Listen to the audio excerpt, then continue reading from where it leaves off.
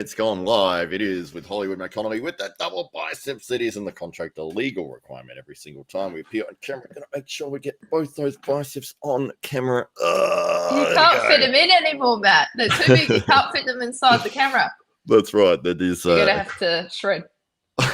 It's a contractual obligation. It's nothing to do with making sure that everyone gets to see my biceps. That I've spent 23 years in the gym doing nothing like that whatsoever. But the guest on today's show, we used to do a show together, actually, the Daily Combat podcast, but she gave it up to go travel the world, and her life seems to be filled with nonstop adventure.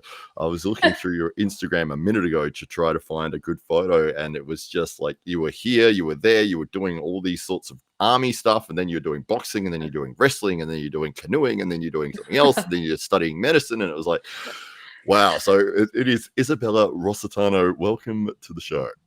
Thanks, Matt. It's a pleasure to be here with you again. It's always great to talk to you. It's been a little while. We used to sort of chat a little bit more often, but I think your traveling has taken over. You're over in Sydney currently. That's right. Yes, and you've been all around the world. Do you have a count on how many countries you've actually been to? That's a great question. I do somewhere, and I haven't updated it in about 4 years.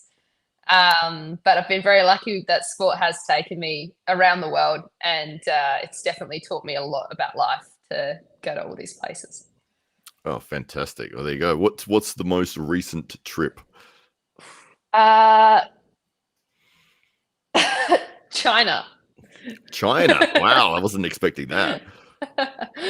Yeah, I ran a marathon for Save the Rhino on the Great Wall of China, and I carried a rhinoceros with me, which sounds, it obviously was not a real rhinoceros. It was probably the same size as this, and I had a little sign that said "Save the Rhino," and I had it translated into Mandarin, and it actually went a little bit viral on the popular app over in China because I was at the front of the line when we kicked off. So yeah. Wow. I should expect by now that I'm not going to the answer that you're going to give is not going to be anything like what I was expecting. So you were in China running a marathon carrying a rhino. That's right. Yeah. Okay. for Save the Rhino. Yeah, and I don't know if my running directly saved any rhinos, but I certainly raised awareness about rhino poaching over there in China, which is pretty awesome because one of the greatest importers of illegal wildlife trade and rhino horn is around that area. So I'm glad that I could do my bit to perhaps get a few more people thinking about that. Yeah. Wow. So 42 kilometers for the marathon. What was it like? What were the conditions like? How did you go with that? I did it with no training. Of course. I didn't have time to train. So the training that I was able to do was the Stairmaster. And if anyone looks to do this marathon, I'd highly recommend doing the Stairmaster. It was around, I can't recall the number. It's over 2,000 stairs for sure. For some reason, the number 4,000 is in my head, but I don't think that's quite correct. But there's a large amount of stairs. As you can imagine, I don't know if I mentioned it was on the Great Wall of China. Oh, no, you didn't mention that. Really? That was always the thing in my life to try and go see the Great Wall of China. So I thought I'd make an event out of that. Wow. When I saw that there was a marathon there, I thought, what a better place to do my first official marathon than on the Great Wall of China. With no training, carrying a rhinoceros. Where did the rhinoceros come from? What did you? Oh, I haven't told you. When I lived in South Africa, I got involved in anti-poaching, and that's where the whole Save the Rhino came in. In fact, my rhino, and I should have brought it down here. He's up there. It's named Stormzy after a rhino that was on one of the reserves that I worked at. I actually really should have brought it down here so you could have seen it. Well, that's okay. It's a shame. There's at least 4 stairs for me to climb, and I just can't do it anymore. Sorry, man. No, 4,000 stairs was enough, so... Yeah. I reached the limit, you know what I'm saying? I got a stair limit per year, and the 4,000 or whatever the amount was is done. Oh, there you go. Yeah, no more stairs. Can't get upstairs anymore. Hopefully your bed is not upstairs, otherwise you'll be sleeping on the floor. That's right. It is actually downstairs. Oh, No, it was actually awesome though. Thanks for asking. It was one of the most incredible experiences I've ever had, and I think the coolest thing about it was the people that I met that were doing it as well. And in my little group, we called ourselves the goats after goats, not the greatest of all time, but every uh-huh. single goat managed to finish either the full marathon or the half marathon, and there were a number of people on the day who couldn't finish it. It was that difficult, and they had a cutoff. And Oh, two of our members almost, they were running it together. One of them got really sick. I think almost everyone in our group vomited. We had one of our team members I found passed out on the Great Wall of China. wow. And when I found him, he said something like, eventually the medics came down and were with him, and I overheard him as I found it safe to move on. I overheard him say to one of them, can I still finish the marathon? Or I'm going to still finish the marathon. And then obviously at the finish line, we all waited for each other, and he made it as well. So, Oh, and we had someone running on a torn ACL. He ran the entire thing on a torn ACL. I think he's wow. in his 60s, so that was massively impressive. And then we had, I think, two to three of our members were probably the best trained. They decided to do the half marathon, and they just smashed it. And they were perfectly fine. Ah, They really did a really good job. They would perform very high performance in terms of their times, yep. and they were totally fine after. They obviously finished I think the total time was around 6 hours or something. So they obviously finished well before any of us, and it was a very incredible experience. I'd definitely rate it as a must do. Yeah, That's for absolutely anyone. insane. Yeah, anyone looking to do their first marathon. Have you done a marathon? I have not. I am not a runner, and I would probably actively avoid. But I'll watch you do it. I'll stand and go, "Yeah, well done." And then as you run off into the distance, I'll go into the snack bar and spend the Yeah. day eating ice creams and biscuits. Well, you could get an ice cream at the end, Matt. We got an ice cream at the end. Oh, did Yeah. you? Yeah. In fact, one of my teammates got me an ice cream, and then it was pretty good because I couldn't walk. But I will say, if anyone does do it, think about the stairs, because I had zero marathon training, and there were people there who would have been killing me on the flat marathon. But I think just my leg strength and the amount of hours that I was able to put into that. When it came to the stairs, I flew past so many people. I flew past everyone on the down the stairs, and I went them kind of like really, really powering up them as well. You actually do it twice. You do the wall twice. And the beginning is 5 kilometers of winding incline, about like that, which is a great way to start when it's a 30-degree day. And then you go down, then you go through the wall, then you go down through a village, which is incredible. And all the locals are lining the streets yelling, "Jayo!" which means come on. Wow. So the support from the community was incredible. And I really, really enjoyed getting to know the culture over there and the people. And as mentioned, in that event, the amount of support, like hundreds of people would have been out on the streets, just there the whole day, cheering everybody on. And I remember a lot of children were there, and there was at some point they were like, "Where are you from?" And I was like, "Italy," because I didn't know how to say Australia, but I'd learned that Italy was Italy or something like that. Very easy to say. So like, I have a thing where I don't talk when I run, but they're like, "Where are you from?" And I'm like, "Italy." And then I kept running. Oh, fantastic. Yeah, that was Wow. great. Wow, Yeah. we've got people in the chat that are Yeah. really enjoying your story here, and we'll just quickly say hello to them. We've got Let's do it. Mr. Fox 8 Ball, who's the staple of jumping into the chats here. He's an arm wrestler from Scotland, but Wow. he's a very funny man, and he does wear a fox outfit when he arm wrestles. Well, I'm I trying can to see convince him. that. Yeah, it's fantastic. He's a funny man. We've got the Drew 2024. I thought it was 23, as it must be the extra Drew that has jumped in. He is in every single arm wrestling chat around the world at all times. Maybe this is the Drew 24, the 24th clone of the Drew that is here.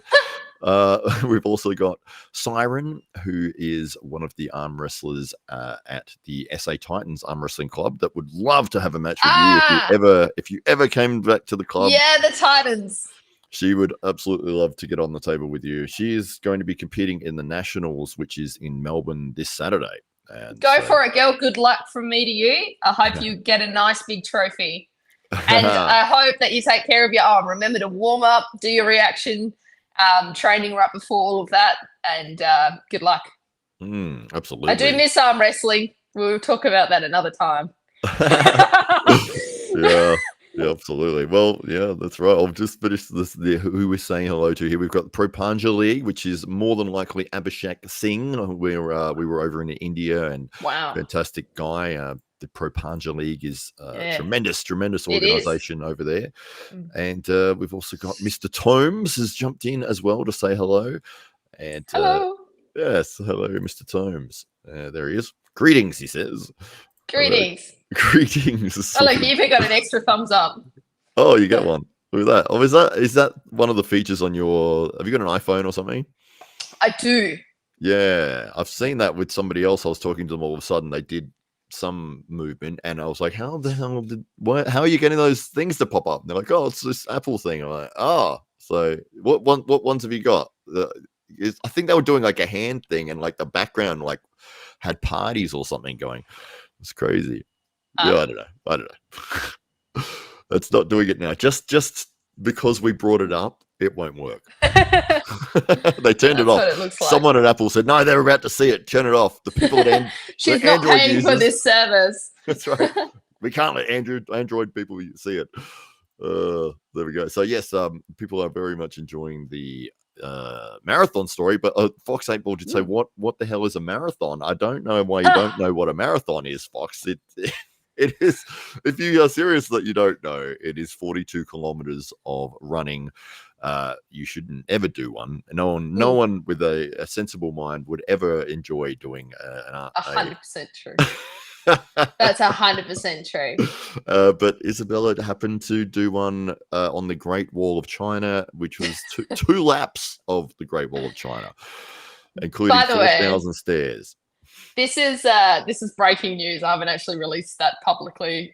Aside from my support for Save the Rhino, I haven't actually shared any photos or videos of my time in China yet. So I'm very proud to debut my Save the Rhino efforts with you, Matt. Oh, fantastic. There you go. Lucky us. I should have bought Numsy. I should have bought my Rhino down here. I feel like I've let down the organisation by not doing that. He's too far away. There's 4 stairs between you and him. It's much too difficult for you to get. Is it like a stuffed animal or something? It is. He's about this big. I originally bought it for my young cousin in Switzerland. When I was living in South Africa, but he was just so cute. And after about a month of not posting him to Switzerland, I thought, nah, sorry, Zazie, apologies. You may listen to this in 10 years' time and you'll know that I bought you a rhino, but I never gave it to you, and I apologize. There you go. That's like when I was a teenager, my dad came home one day and he goes, "I bought you an ice cream, but it started to melt, so I ate it."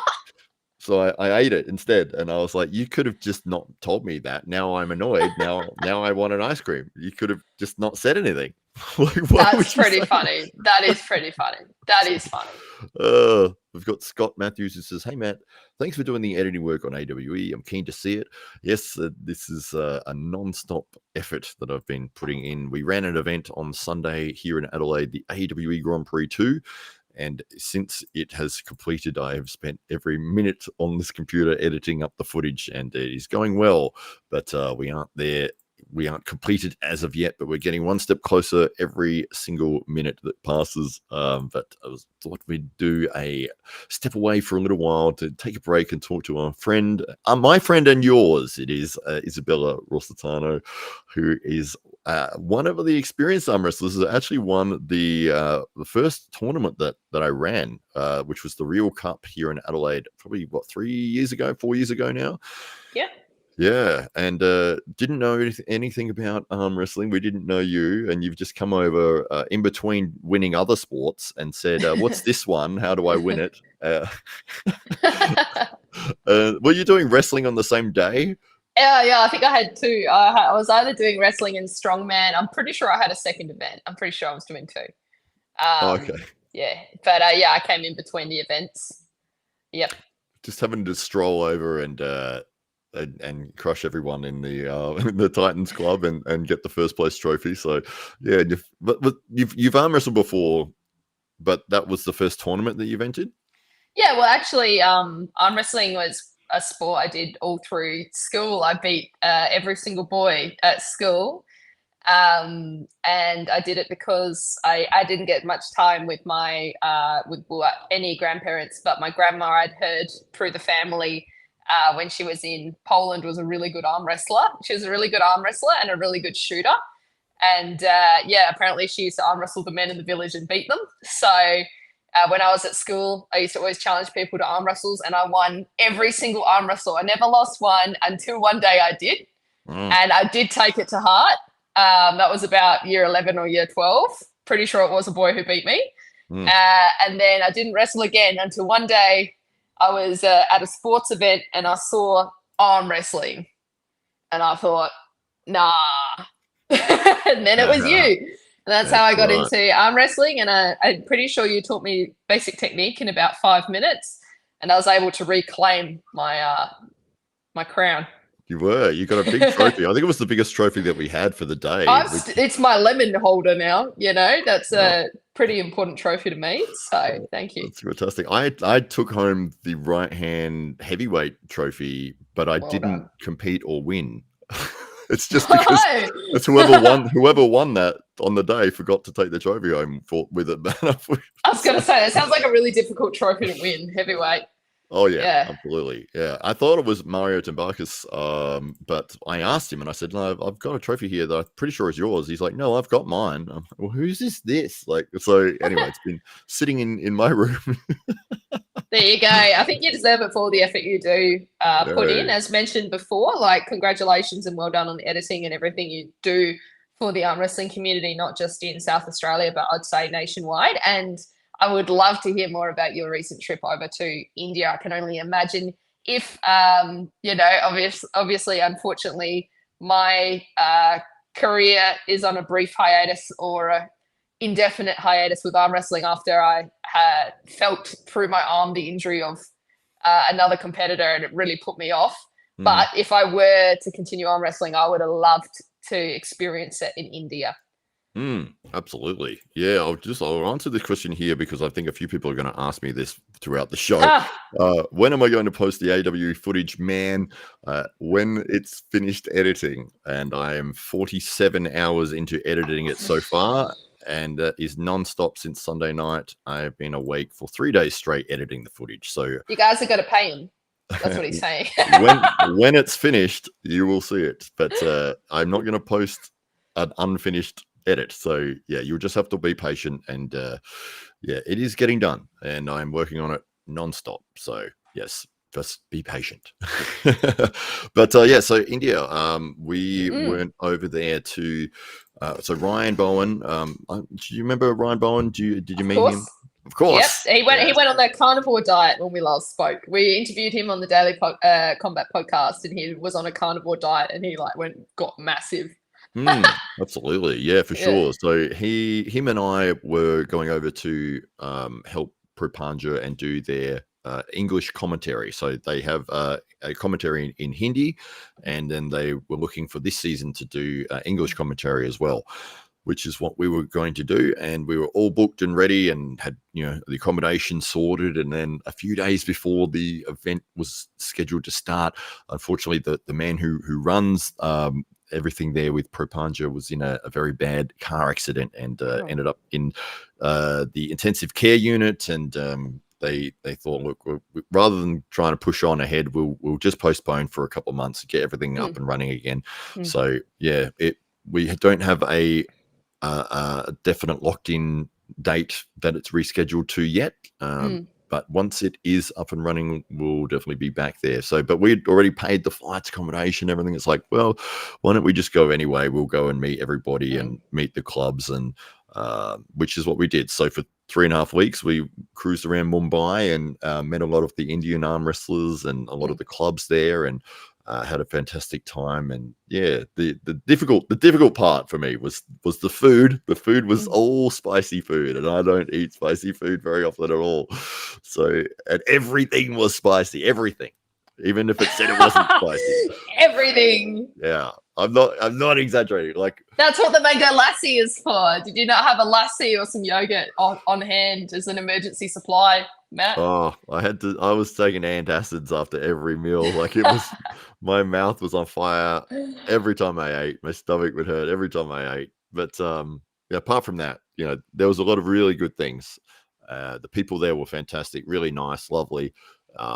And what was very strange was that they treated us like celebrities, which was really surreal. And I had that imposter syndrome going for sure, where they've got events going where they're like, we're going to have to cap this event at 1,000 people because there's not enough room in the room to be able to get everyone to meet you. And it's like, you've got people coming up, shaking hands, they're trembling when they're shaking your hand, and they're saying, oh, I've driven 6 hours to come meet you and I've watched all your stuff and everything. And it was just like, wow. Hello. Well, thank you. It's so nice to meet you. That's incredible. What an experience. Yeah. Very surreal. Absolutely amazing. And yeah, that's where you just want to feel like you want to give everyone their time's worth, and try to make sure that they thought it was worth coming to say hello and meet you and stuff. So, but it's just, it's one of those things, especially with we jumped on the table with a few of the clubs, and everyone wants to get on with you and arm wrestle, but after like 3 or 4 people, like I've got nothing left. You're gonna have to give me a few minutes to recover. But they were, come on, please. And then everyone is beating me, and I was just like, I need to take a break for 20 minutes. Otherwise, I'm just gonna have, like, my arms is gonna be there, and you're going to film me and post it everywhere, losing to every single person here. So I understand that completely. I understand that. How is the old mate who had the unfortunate accident? Any news on him? Is he all right? Yeah, he's making a recovery. He's doing very well. His name's Parvin Damas, and he is an actor over there as well. Parvin Damas, we'll have a prayer for you tonight, and I'm glad you're doing better. He's doing well. So one of the difficulties, so the good thing is that Propanja has secured a deal, and they work with Sony Sports Network, which is huge. Yeah, it's massive, absolutely. But to get their season on TV, they need 18 days allocated, and it has to be 18 days in a row. And it's like, okay, well, we're postponing for now, but it's like, when do we have 18 days free? Not for a while. So, yeah. That's a huge amount of time, but you're almost talking me back into arm wrestling. I might need to make an appearance down there. If it's going to be on Sony Sport, that sounds pretty cool. Yeah, it's absolutely incredible what they're doing over there. So their viewership numbers are astronomical. Like, for their grand final of their last season, they had 32 million people, TV sets watching, and so it's 32 million counted TV sets tuned in to Propanja, which it probably doesn't give you an accurate number because there's probably 4 or 5 people in the room watching at that time.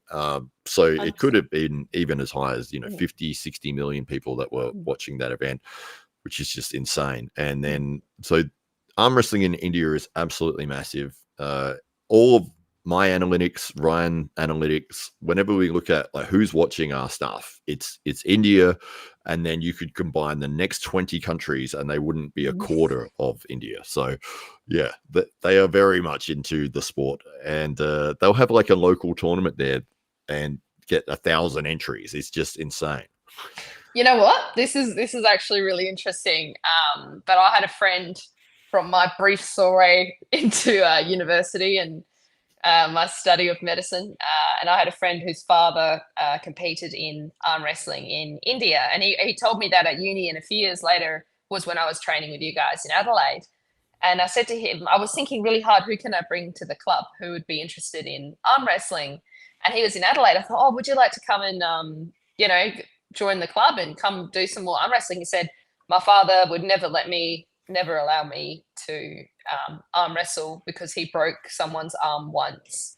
And after that, he never went back to the sport, and he, forbade me from doing it. And I was like, okay, that's fine. I respect that. And then just a few weeks later was the nationals that happened to me, and I did serious damage. Unfortunately, obviously it's part of the sport. But I couldn't believe that he'd told me that. And I remember thinking, God, that sounds awful. And then I experienced it as well myself. And I thought that was pretty coincidental that had happened like that. But he was, from India. So I'm unsure if he competed in a big league or something like that, but perhaps he did.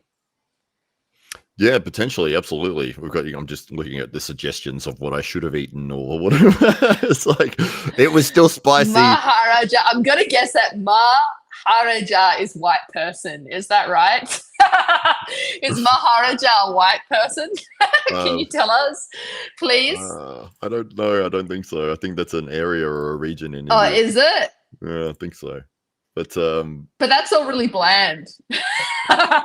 Let's see. Should have just ate the naan. Just stuck with the naan. That would have been spicy too, for lunch. Yeah, it's. I just went with the assumption that we can't handle spice. I can't handle spice. That's funny if it's a region. Oh, that's funny. Yeah, no, I'm not into that. If I were in India, I think I love mango lassi because it's like yogurt, which is protein, and mango. I'm big on the mango lassis. Yeah. Absolutely. Yeah. No, for sure. No, I'm sure that there was. I was just paranoid about getting food poisoning, and I was, very, very much concerned about everything that I ate and drank. So it was just bottled water, and then I was only going and eating it from places that were recommended to be, okay for I guess Western or white people or visitors to eat from. Weak stomach people. Yeah, pretty much. I just read here Maharaja means emperor, and I know I am butchering your pronunciation, and I apologize. Maharaja. I have never spoken this language before, so I'm not sure how that's pronounced, but it means emperor. So there you go. They're calling you emperor. That's quite kind. Oh, there's food of the emperors. I think he was butter chicken, naan, lassi is the food of the emperors. So yes, and that's Abhishek Singh. He's over in Mumbai, but he was struggling with the heat there as well. He's not originally from Mumbai. I think he's from Assam, which is further north, and it's more of a mountainous region, a bit cooler. But Mumbai was really bloody hot. It was like sitting in it was like being in a sauna at all times. It was insane. So it was very humid, was it? Oh, to the most extreme humidity that you could imagine. Really? Oh, okay. Yeah. All right. We're talking Cairns, very hot Cairns, worse than Cairns. I haven't been to Cairns, but I'm going to say it was probably as bad as what you could imagine. Sure. Yeah. Was it very busy? Busy? Oh, man. Yeah, it was people everywhere at all times, day and night. The traffic was insane. There seems to be zero rules on the road at all. People do whatever they want. They drive. They pretty much. The best way to describe it would be everyone drives the most selfish way possible. As in, they are all trying to push in front of each other at all times, and but that seems to work for them. But they're all honking at each other at all times, but it's not an aggressive honk. It's not like a hey, or whatever. It's more they do it to let the other person know, hey, I'm here on your left, or hey, I'm coming up on your right.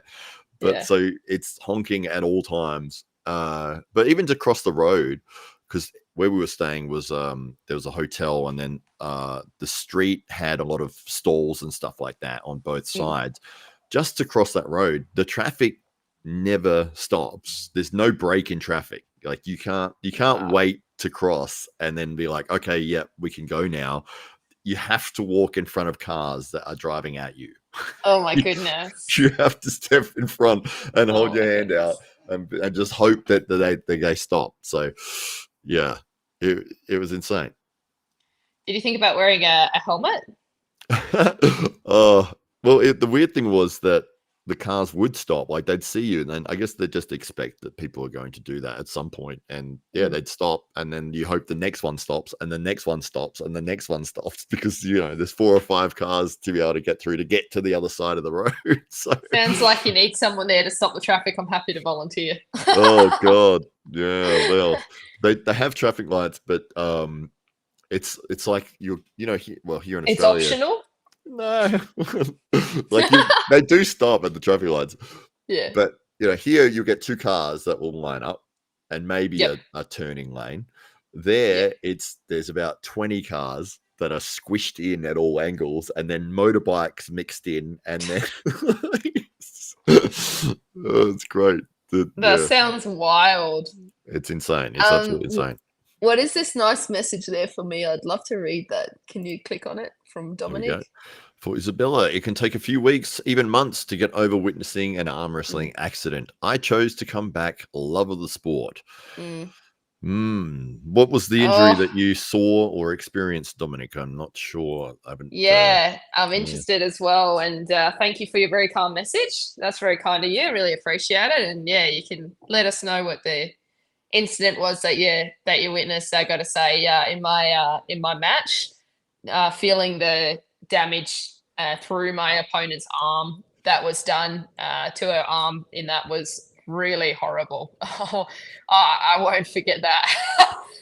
And I wish her the best for her recovery. It was an awful feeling, and I've obviously finished the tournament, but have not been back. I do love arm wrestling. Now that we're here and we're talking about arm wrestling, it is a pretty incredible sport, and I have definitely just seen it skyrocket in Adelaide and in I'd say nationally for us. I'd say the work of yourself, as mentioned, and obviously, actually Mario's gotten massive recently too. Yeah, absolutely. He's doing really, really well. Good on Mario. Shout out to Mario, because I've seen you like really put in the work and get there. Like, it's really positive to see like consistency of someone. And I think one thing I absolutely love, and I'm really proud of everyone, including yourself, Matt, who've done this. But I've seen a number of people who I'd consider friends go from, I've seen their vision, and they'll be, pushing at it.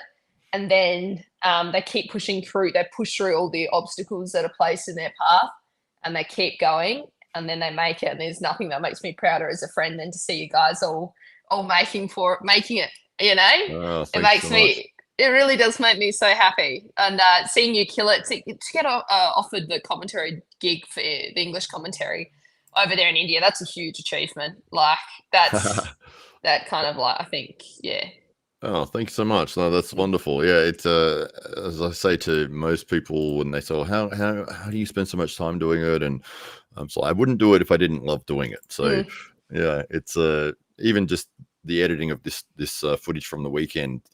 As I said, 47 hours so far, and staying up all night to get it done and that sort of thing. But as I said, I wouldn't do it if I didn't want to do it. If I didn't.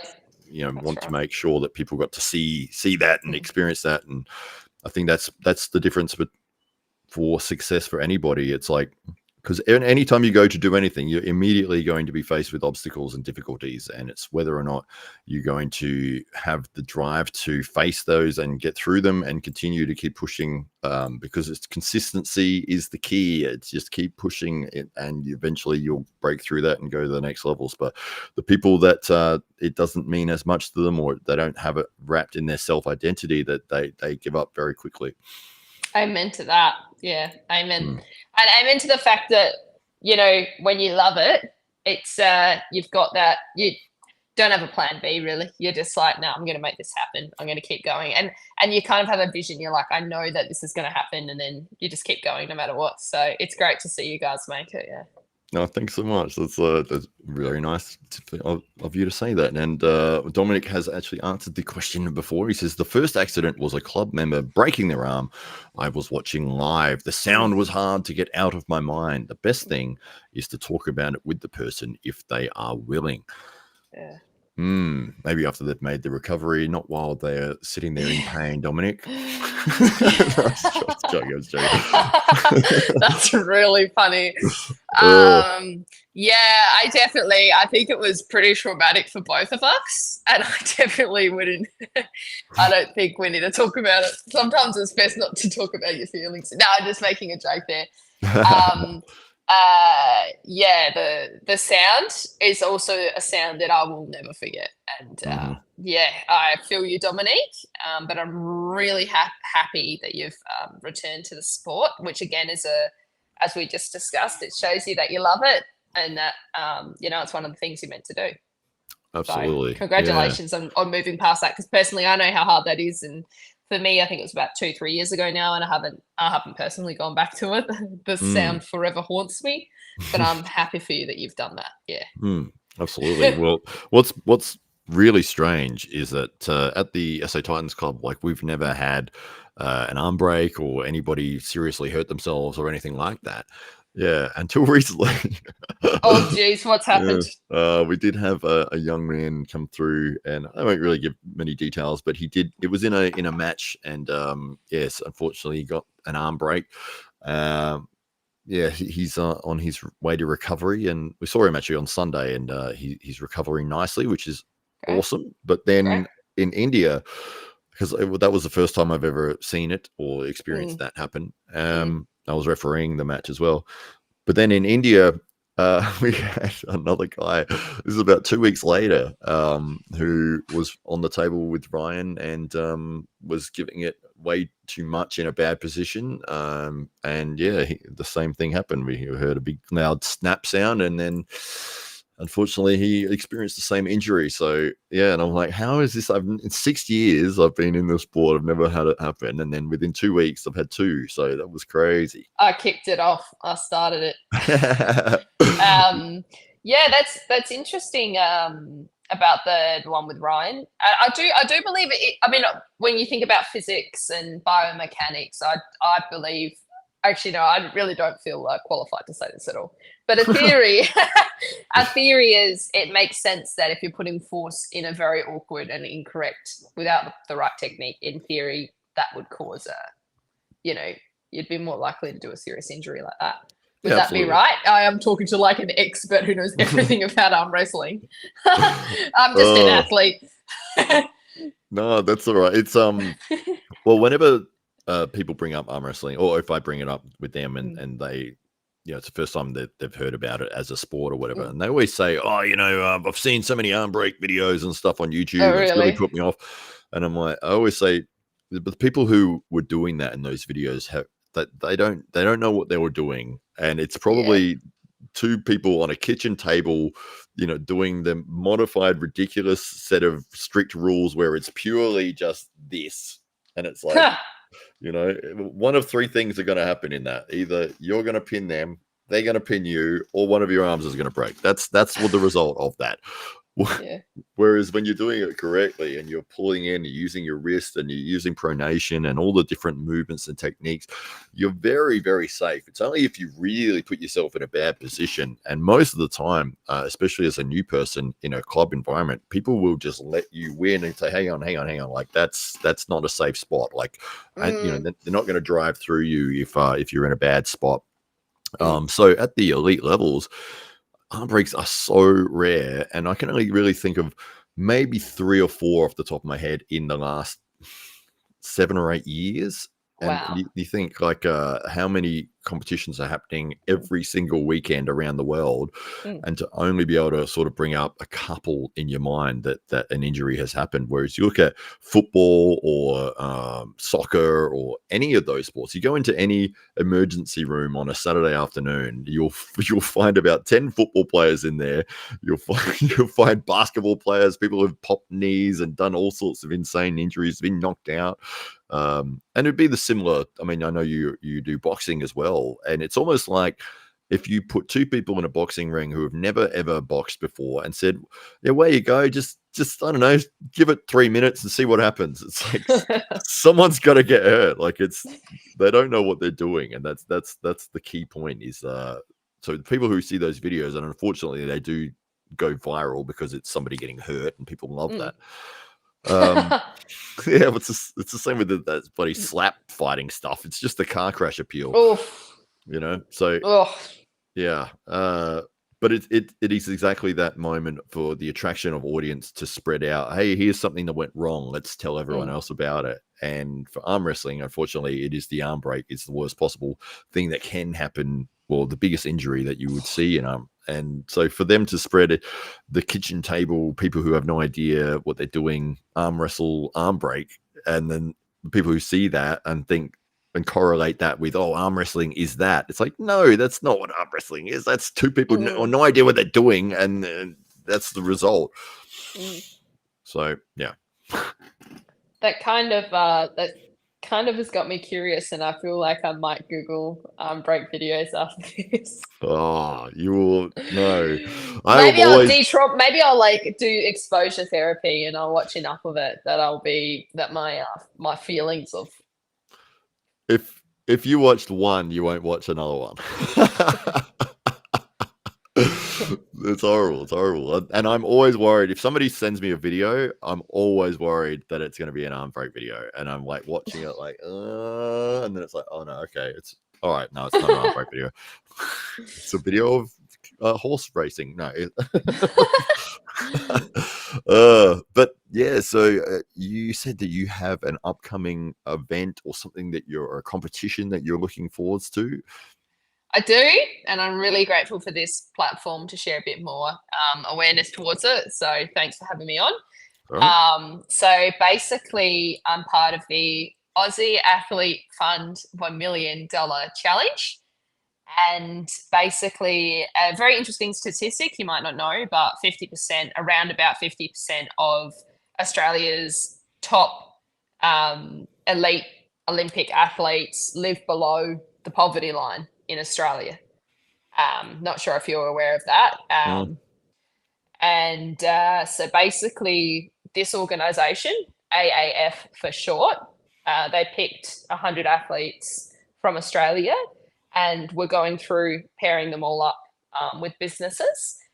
And the goal was to get each athlete to raise $10,000. And I joined pretty late to the party, so I didn't get paired with a business for this year, but for next year, they've said they'll help me out, which is pretty exciting. And they've got a huge competition at the moment for the most creative fundraiser. And I'm running a push-a-thon. A few hours ago, I found out I have an extra 500 push-ups to do, which is pretty exciting. I'm so grateful and blown away by the support I've received. And it's actually the first time I think it is the first time I've ever fundraised for myself as an athlete and for my sport. Like, I've always tried to raise money for other causes. It's never been for me.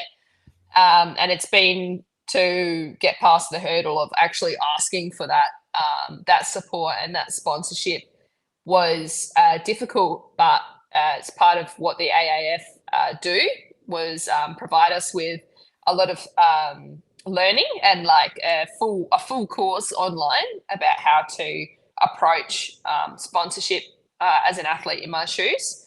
And it's been immensely helpful, to come up with I never would have done this before.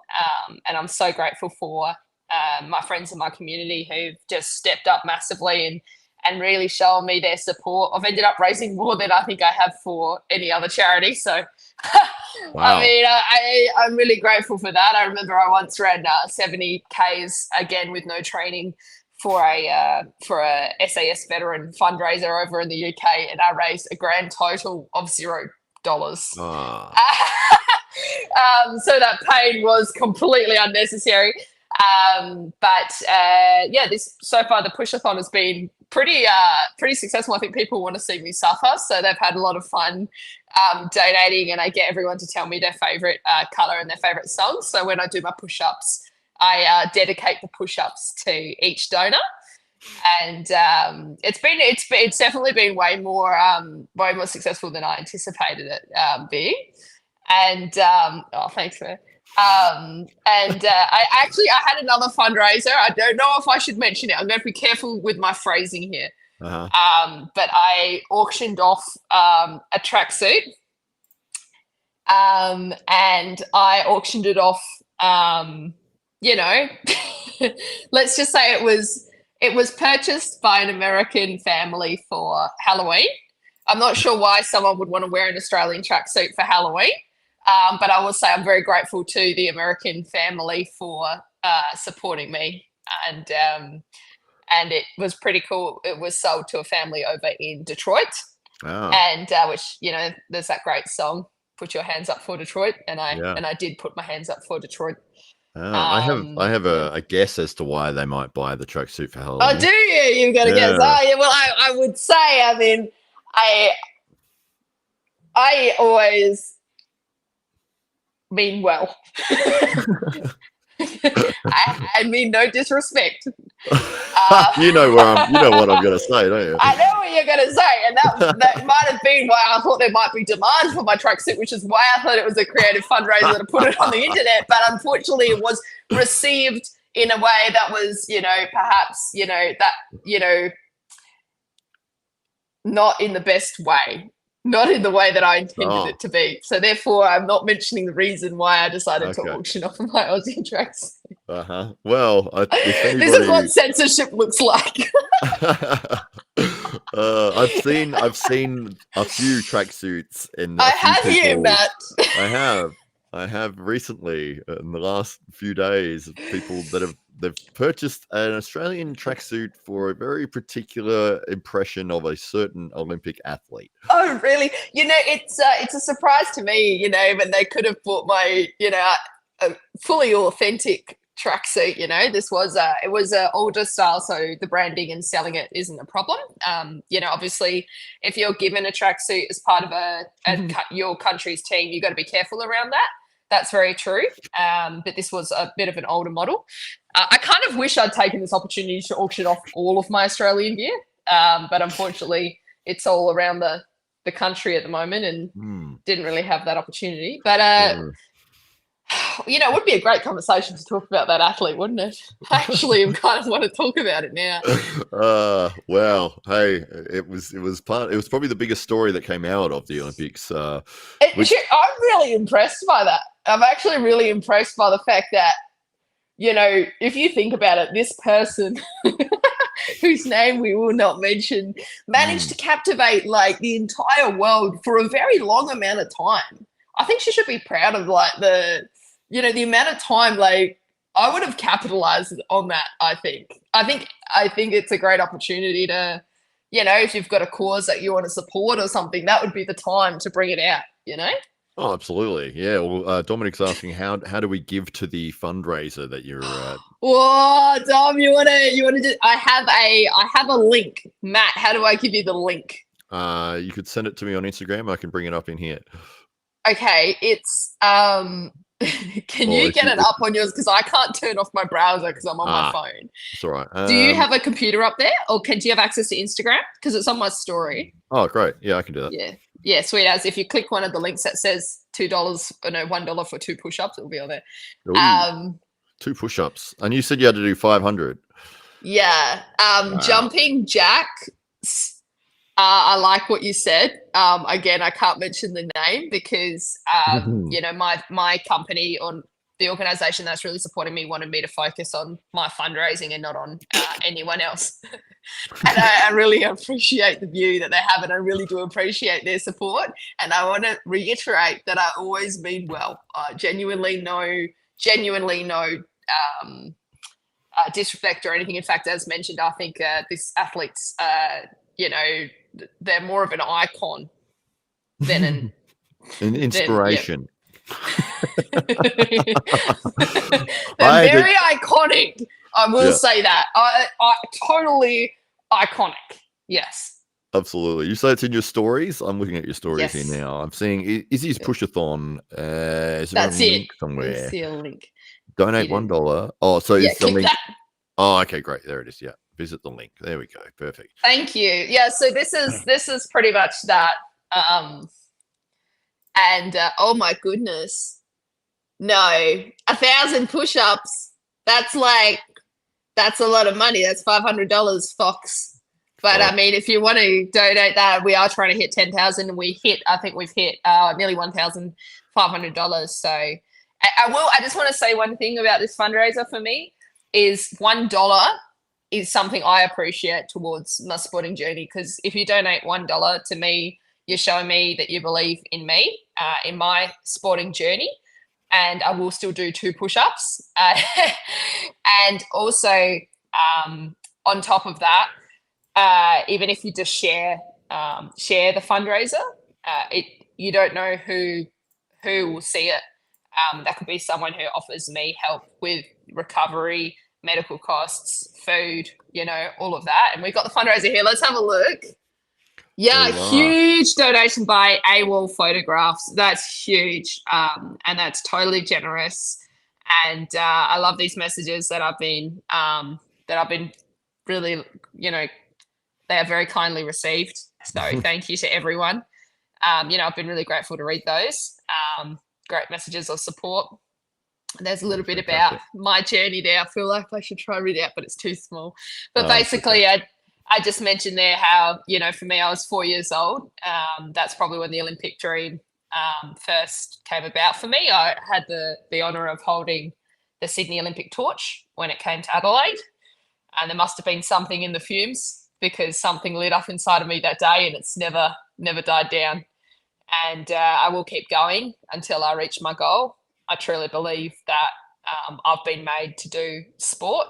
It's the one thing in my life that I've given everything to.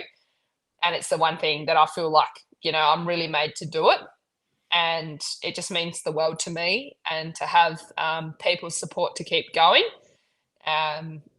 It shows that I've got a group and a community around me that want to see me get there.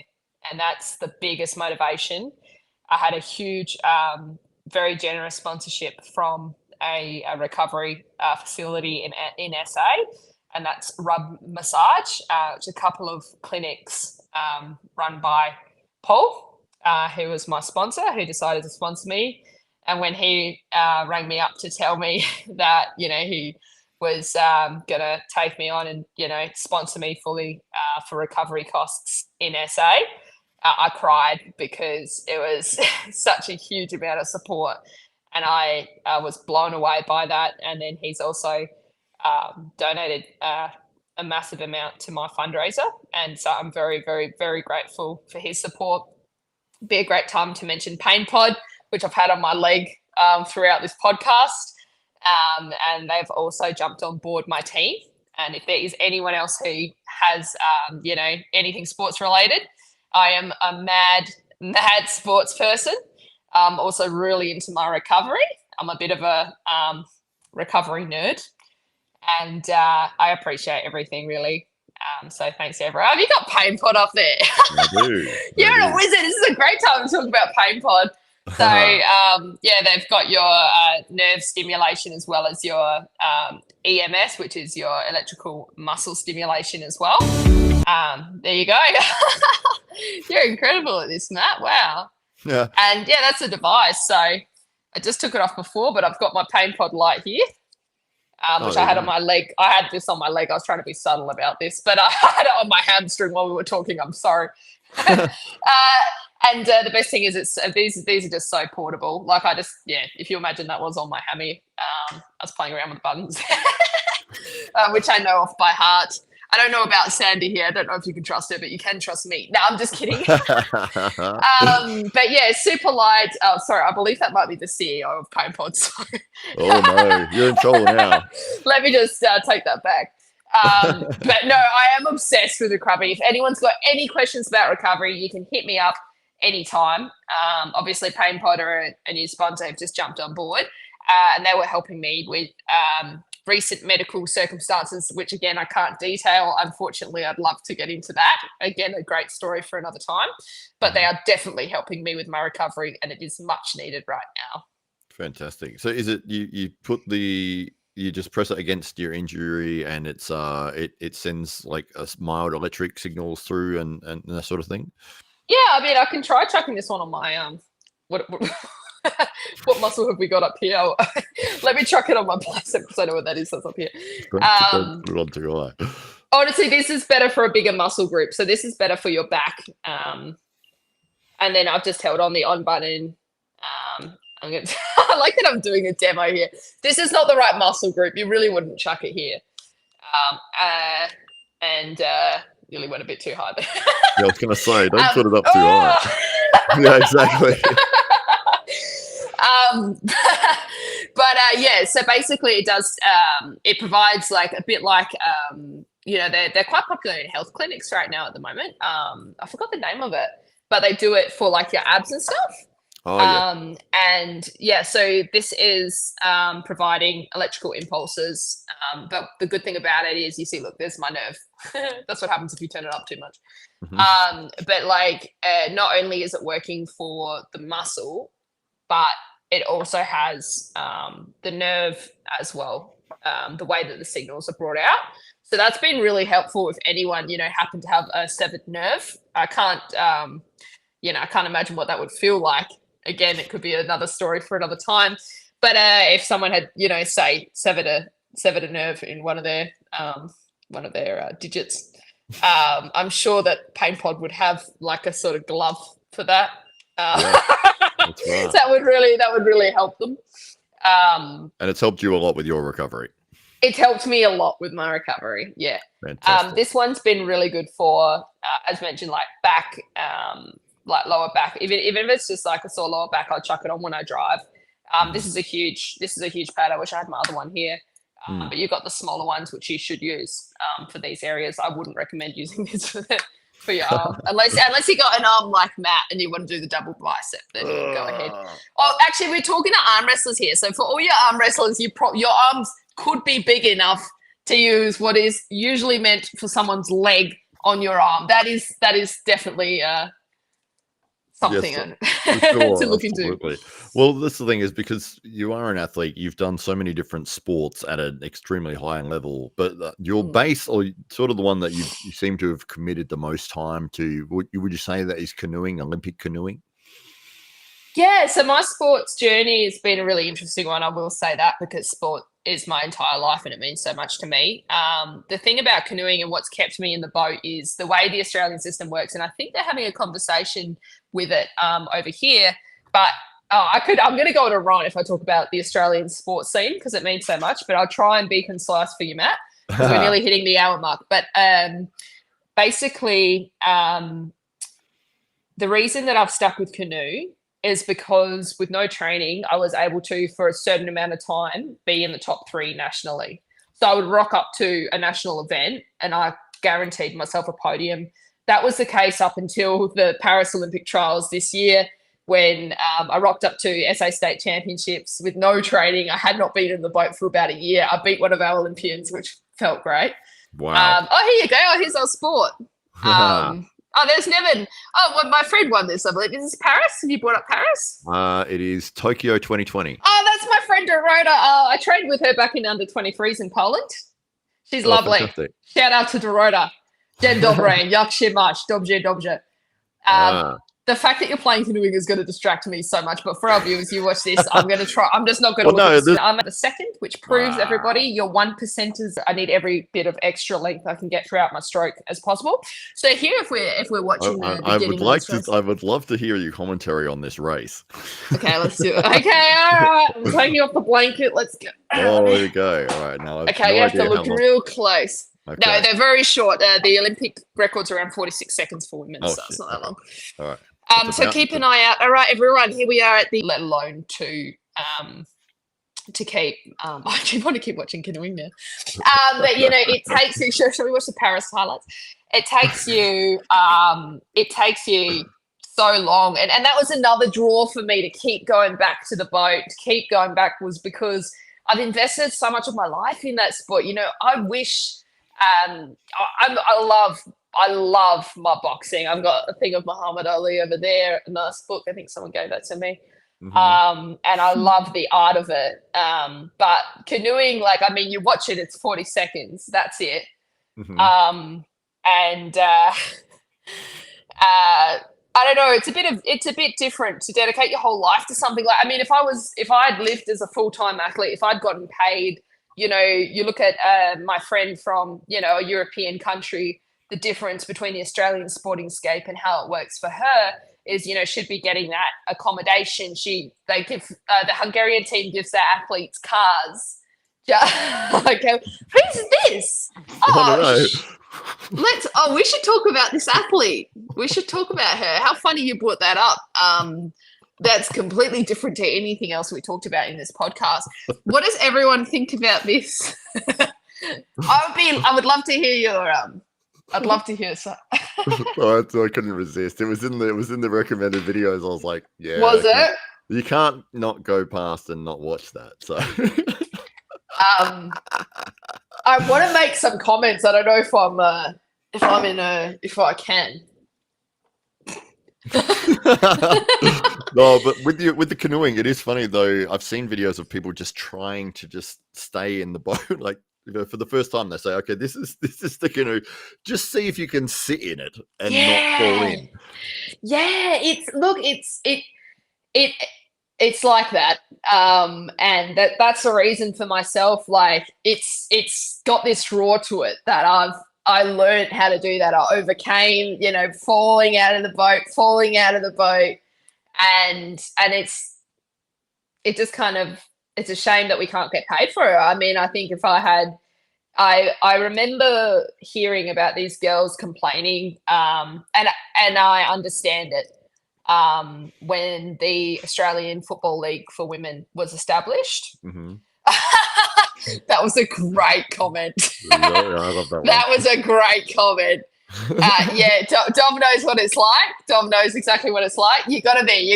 I got a great what have I got? I've got a great opportunity here, and I want to make sure that as they've recommended for me, I focus on my sporting journey. Which kind of sucks because I'm someone who hates talking about himself. So, I love talking about sport though. Yeah. But yeah, it's just, there are other countries where you make money pretty much. Yeah, I'd love to be. And I remember when the AFL started AFLW and these athletes were coming out and these girls were saying, "Oh, we only make $20,000 a year." And I remember thinking, at that point, they were only training like maybe 4 times a week. And as part of the Sports Institute, I was training I did overtrain. I was meant to be doing 2 trainings a day. I was doing 2 to 3,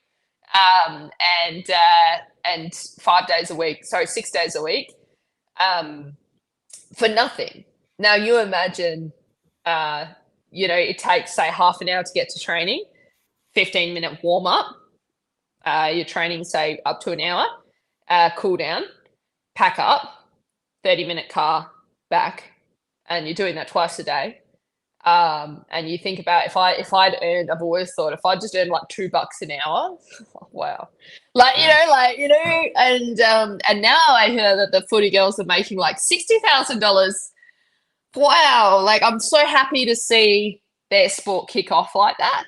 And it's really positive to see the Australian sporting scape is changing. And again, I could write about this because I'm super passionate about it. But the support that I've received as part of the AAF to actually like get this and seeing that, that I do get dizzy. I'm dizzy right now. It is changing. I've seen it change in my lifetime. That's so positive. I've seen it change in the last few years.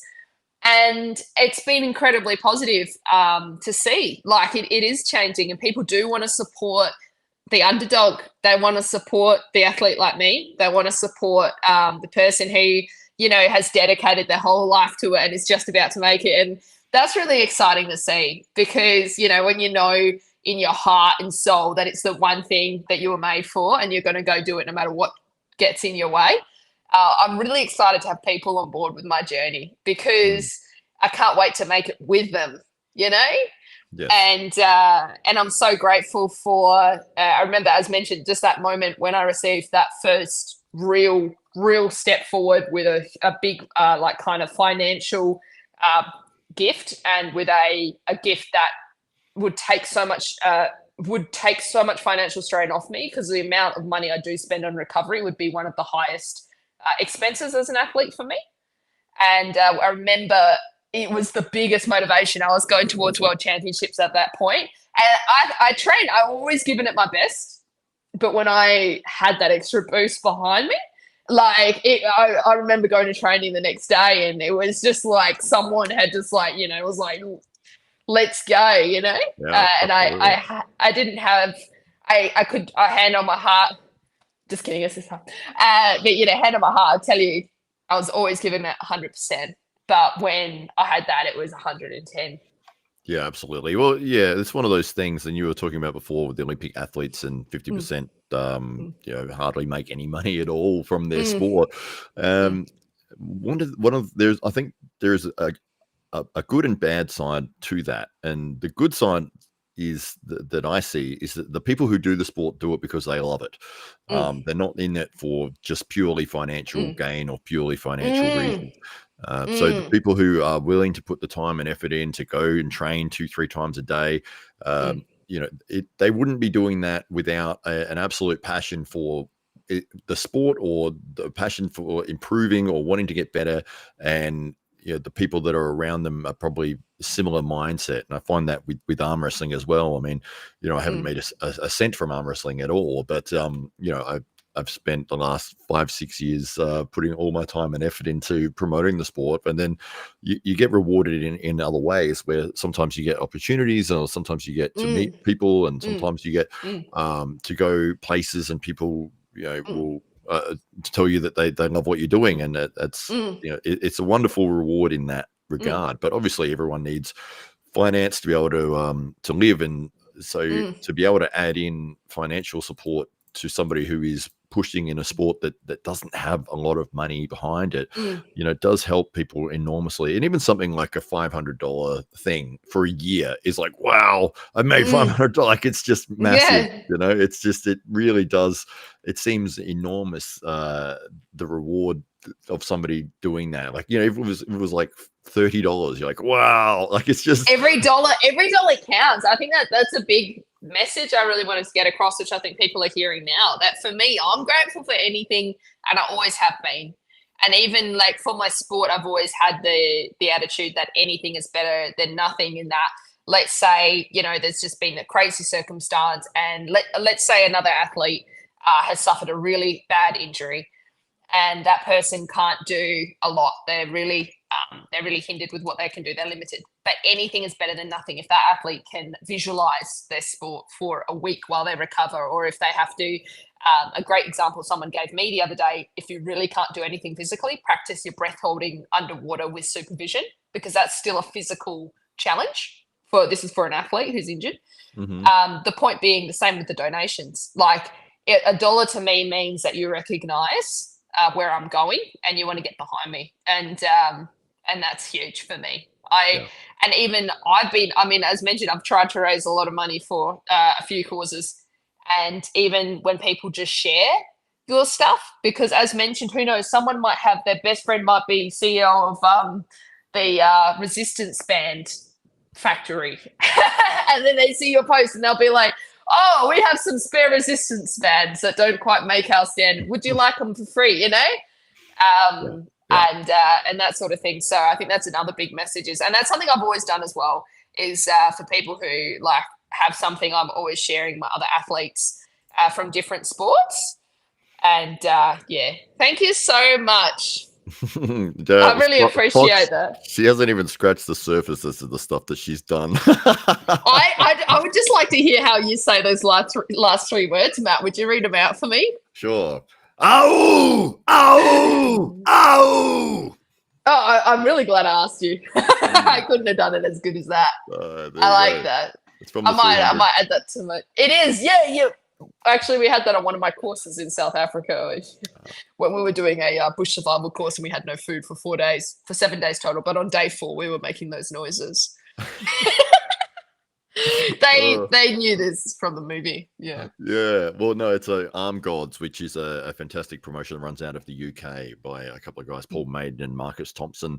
They're doing tremendous things with the sport over there, and they have basically what you could say that the most rowdy, insane live experience that you could imagine. Their fans are diehard fans, and their sort of cry for is the oh thing, and then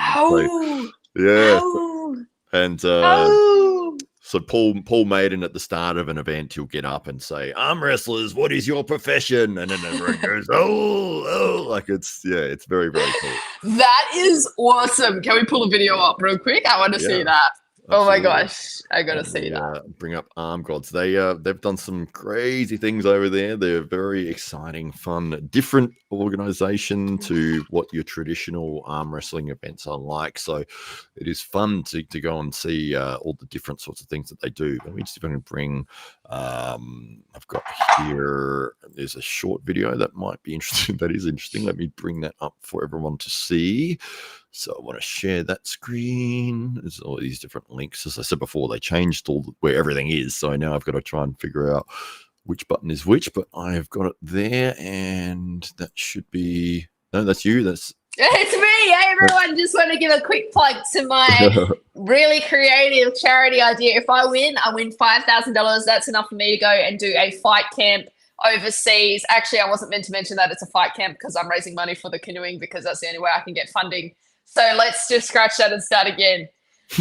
This this money will go towards my sporting journey, and this is a push-a-thon, which I came up with the idea because I am currently recovering from a random circumstance that happened, and I really wanted to get a bit more motivation to get back into everything, and that's exactly what this has provided me, as well as seeing the community get around me, which means so much. I can't put it into words, but I can put it into push-ups. Anyway, let's watch this. All right. Well, this is a promo video, I think. I've got to really get my face. Sorry, everyone. I'm going to be right up to the camera here. So I think this was one of the events that they had. Oh, can you play the noise? Yeah, they might have it. I haven't watched this before, so I'm not sure what the noise will be.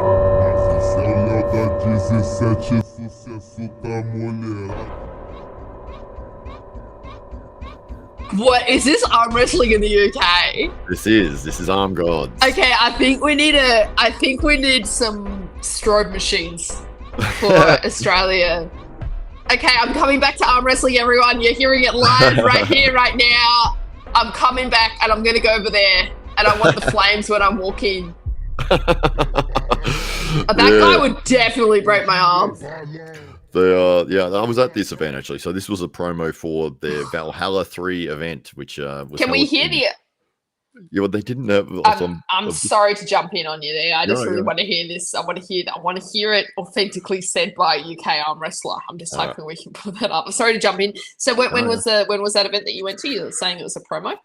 So that was in Ireland last year, I believe. I'm forgetting now because I've been to a few different countries in the last few months. But they had this here, which is a thumbtack match, which so they had thumbtacks on the pin pad. So when you got pinned, your arm got... No! What? Whose idea was that? No. It was the promoters. So you see Ryan Bowen there, and this is was Ryan promoting? Yeah, well, Ryan was competing on the event. Let me see if I can find. Did his arm get smooshed? Well, he wasn't competing in the thumbtack match. Oh, this looks too intense. This is like... Turn the volume down there. But that is Uncle John. His nickname is Uncle John. And then he was going against a guy called Beer Man. So here we are. We've got Uncle John versus Beer Man. And you can see the pin pad there covered in thumbtacks. And he's about to go straight into it. He's got the flop wrist defense happening. And John doing the correct thing, sliding forwards with his elbow, re-gripping high, and he's got it. He stabbed him into it. Oh, who's commentating that? Oh, they're having a little fight now. Oh yeah, they're not happy. Does he still have thumbtacks in him while this is happening? Yeah, well, it gets worse and worse as they go. Oh my gosh! Also, Fox, I can't believe you made these pin pads. Where can I buy one? No, so you can see they're bleeding now. Why was this not? Why was Joel? What's the name of that? Not Joe Wern. Joel Wern. What? Joe Hearn. Joel Hearn. What did you Eddie say? Hearn. What, Eddie Hall? No, Eddie Hearn, the boxing promoter. Ah, what about him? How come he hasn't seen this? And what about the guy Joe? Oh, I got Joe Rogan mixed up with Eddie Hearn. Sorry. How come Joe Rogan hasn't seen this and promoted it? Because doesn't he promote the slap competition? Is that who does that? No, that's Dana White. Dana White has jumped. Maybe Dana White should jump on this. Someone just needs to send this to Dana White. He'll be all over it. Why have we not done that? Oh, I don't know. I don't know what the story was. This is the only time that they've done it. But the next thing that they're going to be doing is an arm shock table where you get electrocuted, where you get pinned. We can get paint pot onto that. I think why not like try and get. I swear to God, Dana White would be all over this with the idea of the. You know, the pin pad. And those guys are going at it. Beer Man and Uncle John. Did he just go for the head? Whoa, this type of stuff doesn't happen. That's pretty Fox was there. That's what's happening there. What are they arguing about? They're really angry. They were putting on a pretty good show.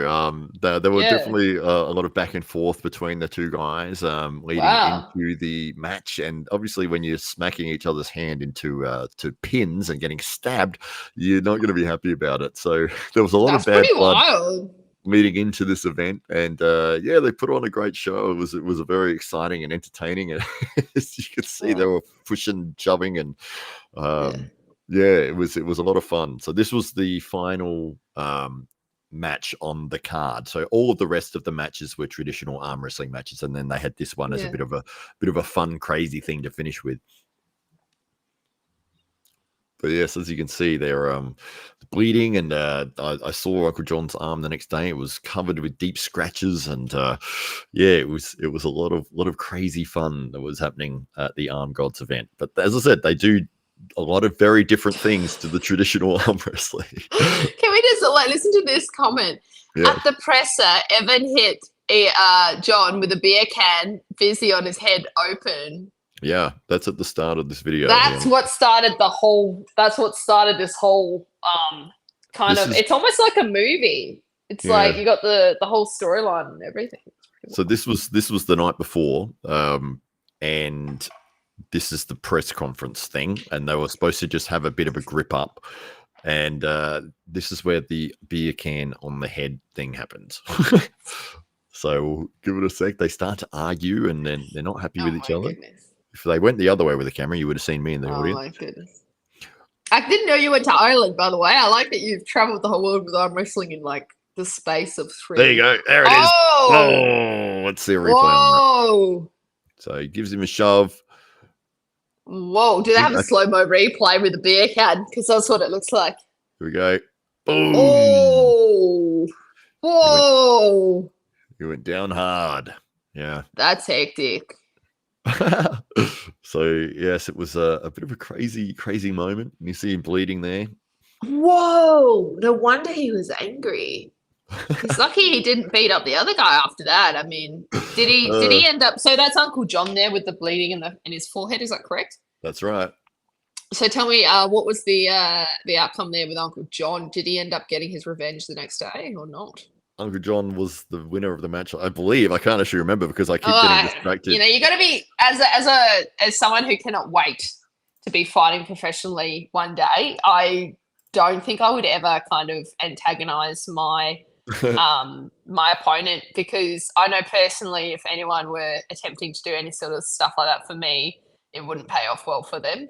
And I just think you got to play it really neutral, even if on the inside you strongly, want to destroy them. I'd be playing it neutral, because it always seems to end up that way, doesn't it? Like the person who, antagonizes the other ends up getting antagonized very badly in the sport and losing. Yeah, well, I think that they deliberately matched those two guys up because they both have big personalities. They both are very known to put on a great show, and they knew that they were going to promote the match fantastically. And both those guys, when they put them together on that press conference, they were expecting fireworks, and that's what they got. So it drew a lot of attention. And then obviously the match itself was something that a lot of people there were certain people that were really against it, and then there was a lot of people that were just like, oh well, this is something different, let's just see how it plays out.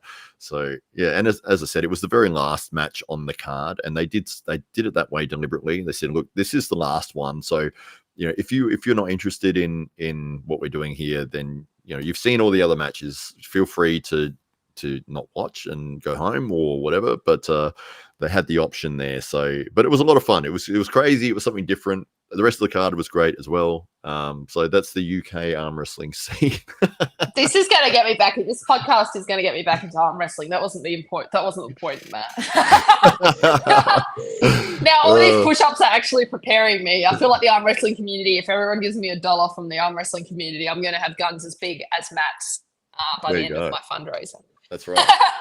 And then I'll be, there we go, give us a double bicep, everyone. Hollywood Matt Connelly with the double bicep, part of his contractual obligations every single time he does any sort of appearance. That's right, absolutely. Did you bring those over to India with you?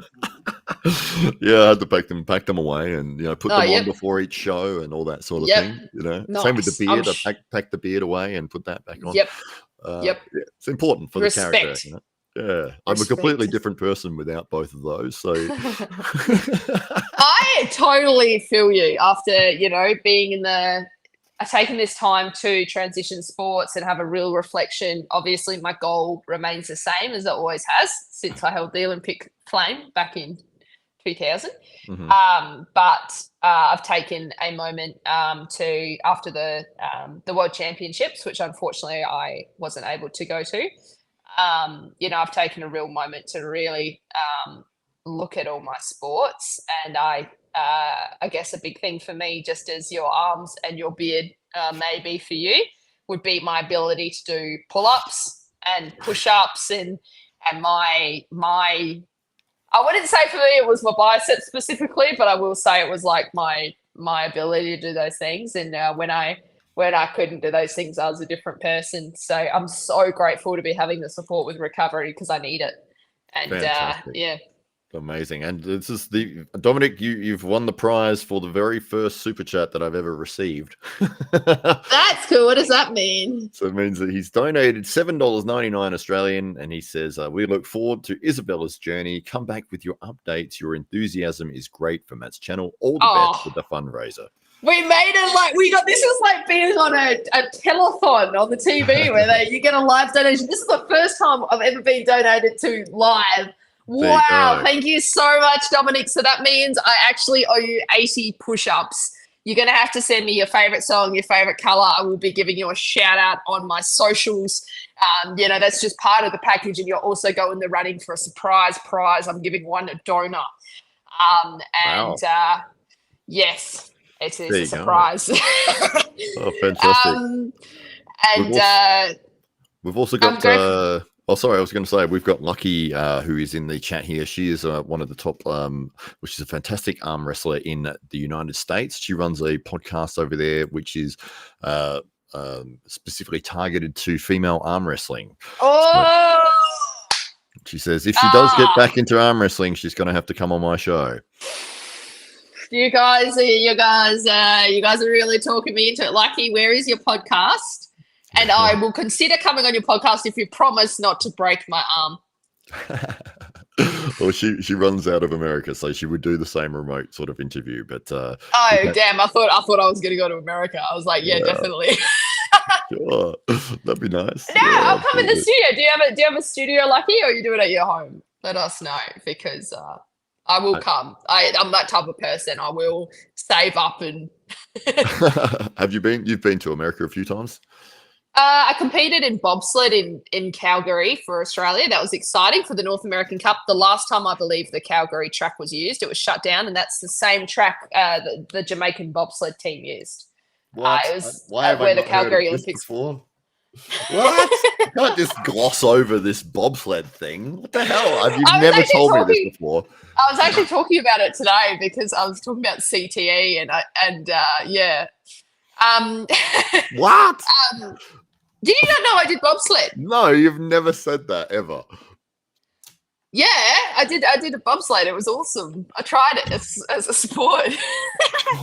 I did monobob. I did monobob. Pull up monobob. Monobob. Isn't that the skeleton one? Siri, bring up monobob. No, skeleton is insane. I would never do skeleton. Shout out to Jasmine Collier from Australia, who is our skeleton athlete. She's incredible. Balls of steel. Skeleton is when you're on a small sled, the size of your torso, and you run with it, and then you go through, and then you jump on it. The monobob is a one-person bobsled. I did also help out the Canadian team in a two-person bobsled as a brakesman, and that is way scarier than being in a monobob, because if you're the brakesman, you've got you literally, like, all I remember was holding on to next to nothing. Like, it's not like you were locked in, you don't have a seatbelt or anything like that, and you're like, oh, I'm gonna get PTSD from watching this. I've never heard of a monobob. No disrespect there with my comment. I probably should have thought that out before I said it. But anyway, yeah. So the monobob is a one-person bobsled. So you don't have a brakesman. I didn't know that they actually had men's monobob. It's usually a women's only event that they brought in for the Olympics. Yeah. So there you go. I've done this. Yep. And then to steer, you've got two little O-rings, and you make very slight adjustments. And I mean very slight. Like, if you can see. Wow. It's an incredible sport, and one of the coolest things about it would be the fact that everyone who kind of gets into that sport is coming from a Summer Olympic background. A lot of those athletes didn't quite make it in the Summer Olympics, so everyone's determined to do their best. And a lot of athletes transition my age around mid-20s, late 20s. That's when they start bobsled, and they'll be quite good, especially with that strong background. Lucky says that she definitely would want to have you on the show and to get your push-up challenge out there. Thank you so much, Lucky. I really, really appreciate your support. And as mentioned, I could rant forever about that. So thank you for showing your support to me. And I hope one day that I can really, show you guys what I'm capable of doing, because it's your support that's going to get me there.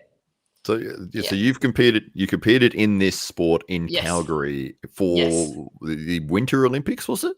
No. I'm not an Olympian. For the North American Cup, and they have 3 of those. So they run them in. They have 3. I believe it's 3 races that culminates in the. Yeah, that's true, Foxy. That culminates in a final prize.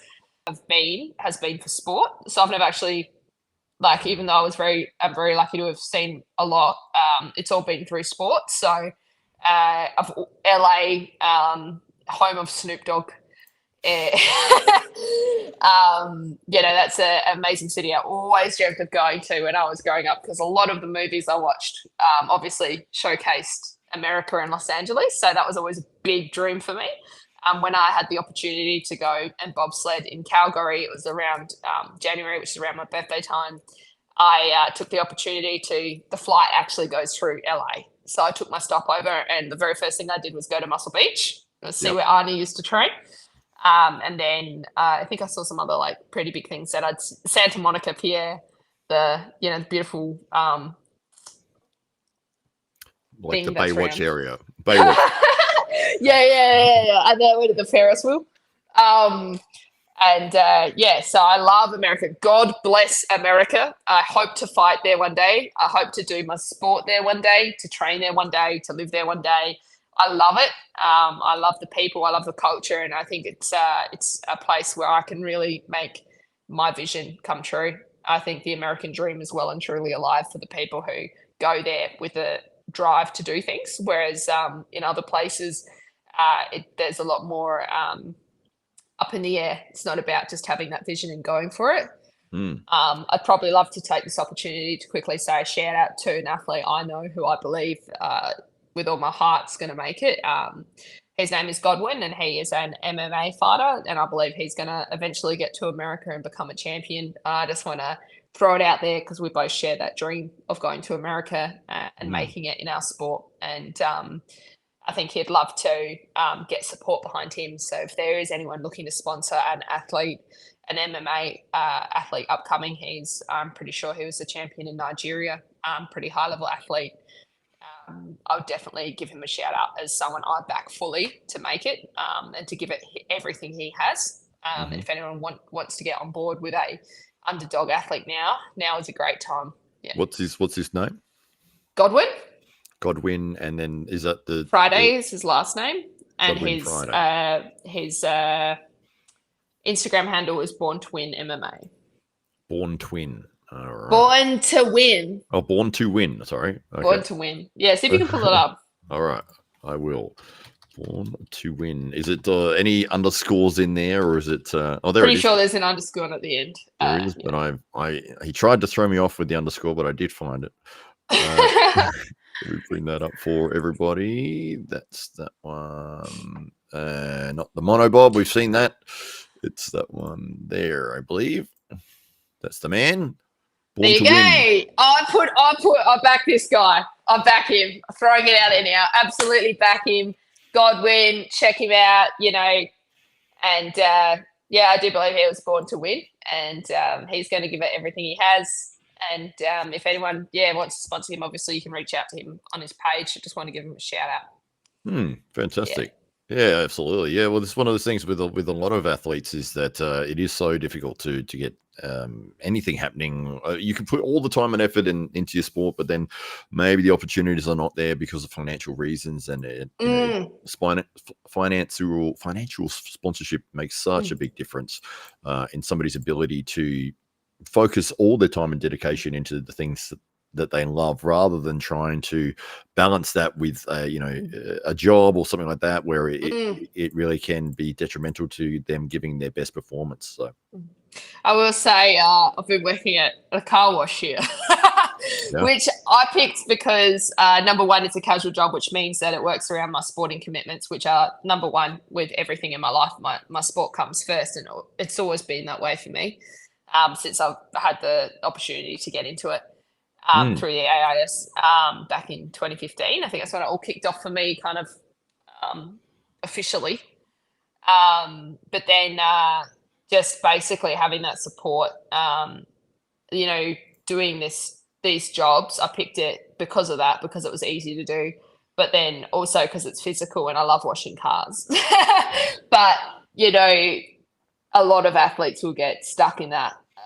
A lot of them will be like, nah. Like, I fully understand, like, if I'd been working a full-time job, if I'd quit sport when I first missed out on Tokyo 2020, when I didn't make the Olympic team at my first Olympics that I could have qualified for, I could have thrown in the towel and been like, that's it. I'm going to go back to uni and, get a degree and work full-time, or I'm going to go work full-time, right?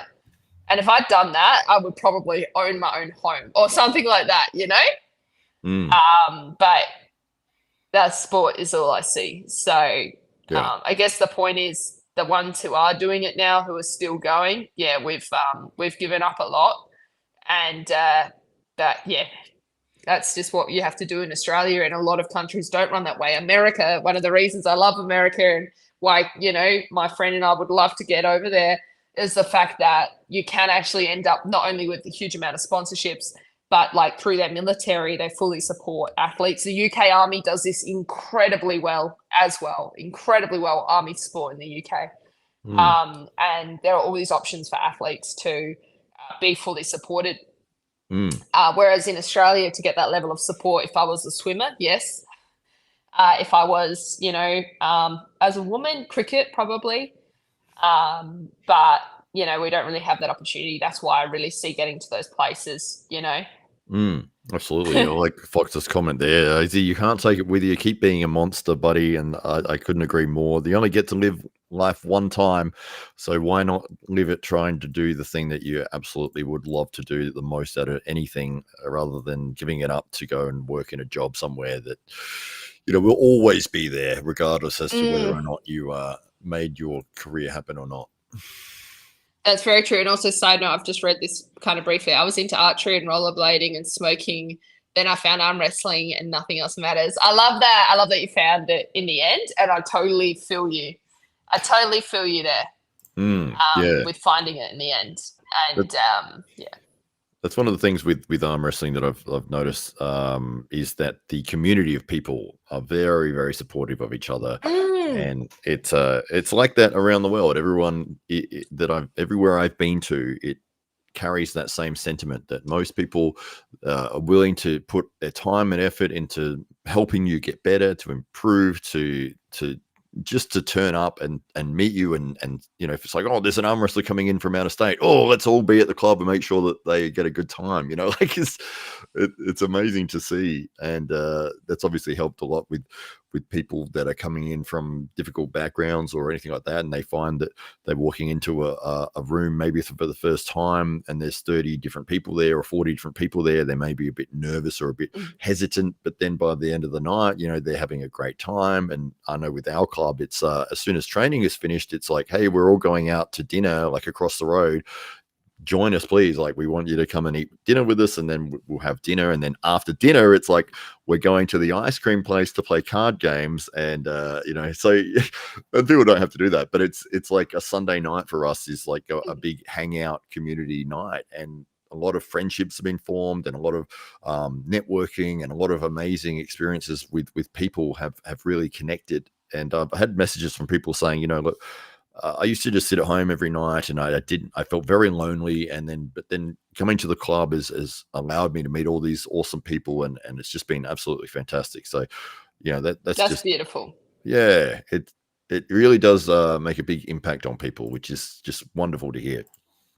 I love that. No, it really does. I'll say, as someone who's officially tried, you asked me before, do I have a list of all the countries that I've been to? I haven't updated it in years, but what I do have is a very up-to-date list of every single sport I've tried. One is every sport I've tried once. The other list is sports I've actually competed in. The list of every sport that I've tried once is at 65. And I'm bringing that up now to say, out of 65 sports, arm wrestling definitely has one of the most supportive communities. And I would want to find a better word than supportive, but I'd want to find a word that kind of means to bring people in, like really, really like inclusive. Inclusive. I'll go inclusive, 100%. Great. Thank you, my dictionary. As mentioned, I'm wrecked from everything today, so it didn't come to the top of my head. I appreciate you there.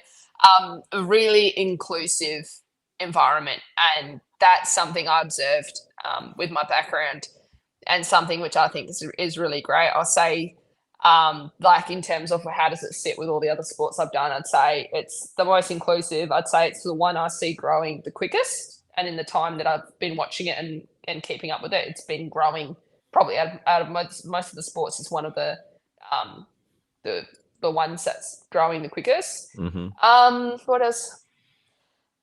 The injury's the worst. Just kidding. No, just kidding. Yeah, and I would definitely say it's like out of all the combats, it just seems like a real like worldwide thing. Like it's something that anyone can like. The communities are so in depth, and we've just watched one in the UK, and did we watch another one, or we were talking about another one in America? We were talking about several, but they are and India and so all around the world they are very similar in terms of their inclusiveness and wanting to support each other. And also what I love about it is every place has got their own little like kind of like touch to it. Like that UK one was so UK. It was like watching a boxing fight, at the beginning. You got someone smashing a beer can on someone else's head, like that is such a UK pub, culture, which is really funny. And then you've got the Indian culture, and you've got, all of these different kind of like, I'd say cultural impacts on the sport, which is pretty interesting to observe. Absolutely. And so it really stands out in that way to me. Absolutely, yeah, for sure. Well, we might look at wrapping things up here. I think that's a great idea. We're like, I am surprised everyone is still listening to the strap with. Yeah, so I No, am. you're fine. You're fine. See, this is where I need support with the recovery, guys. If you can't tell, an ice bath would have kept me going longer today. First ever ice bath I had was that time we did that in Queensland. Oh my gosh! Was it? Where were we? I think I met the owner of that place the other day. He actually was really supportive. Yeah, that guy was. I think he was talking about actually supporting me quite well as well. He said if you swing by, come and have a chat, and he was going to help me out. I forgot the name. I really need to give him a plug now. I'll put it in the description afterwards. But yeah, that sounds good. Shout out to this guy. Your recovery facility was fantastic, and it was so great that we are definitely coming back. And thank you for your offer. There you go. Well, thank you so much for having me, Matt. I want to say it's been great to catch up with you. I'm happy to see you made it back in one piece from India. You weren't hit by a car. Congratulations. You didn't eat too much spicy food. You're still intact. Thank you very much. Absolutely. Well, we'll give your channel another plug. So it's probably the easiest way if they just go to Instagram. Is that probably the simplest way to find your challenge? Bella Athletica is the Instagram. That's my public sports page. All right, Bella Athletica. And no underscores in that. It's all one word. There is a full stop. It's actually my business name. I'm working on online coaching now too, which is obviously something I'll be able to do wherever I'm training and competing in the world. And for every single person that's helping me out on my journey, I'm going to be working, as mentioned, very, very, very bloody hard. Sorry about my language, but I just want to accentuate how hard I'll be working. Very hard. Guys. Very hard. Oh, that's right. Good on you, Isabella Rositano. Thank you for joining on the show, and thank you to everybody for tuning in, all the people in the chat. Well, there you go. Did you do this? That was the thing. That remember what I was saying a second ago. That was wild. I think I heard you wrapping things up, but I don't think that will happen again. But, what did you do? I just came up and was giving a thumbs up. I told you it's not going to do it again. It's not going to do it again. Now it's not going to work because we've talked. Yeah, I told you, but you wrap things up. There you go. Maybe it will happen again. I don't know. Perfect. Well, that's the one I was trying to get you to do earlier, but it worked now. At perfect timing at the end of the show. Thank you for coming on. Thank you to everyone in the chat. We will see you next